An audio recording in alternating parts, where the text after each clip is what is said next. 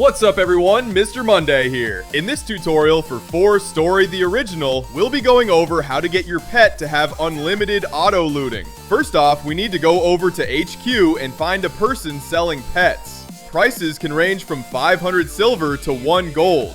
Buy 2 pets, but be warned, only one will have the unlimited auto looting skill, so you can get rid of that pet once we are finished. Now, click the first pet, name it something, and remove the auto-looting skill by clicking it.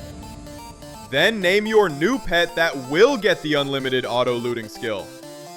See that it only shows 1 hour of time before it disappears forever. Now, drag the other pet skill on top of your new pets, and there you have it, your first unlimited auto-looting pet. This will help you so much during your time playing 4Story. So thanks for watching, and if you have any questions or want me to make videos on anything specific, let me know. Mr. Monday signing off. See ya! Baby, love playing 4Story, still we play it all the time.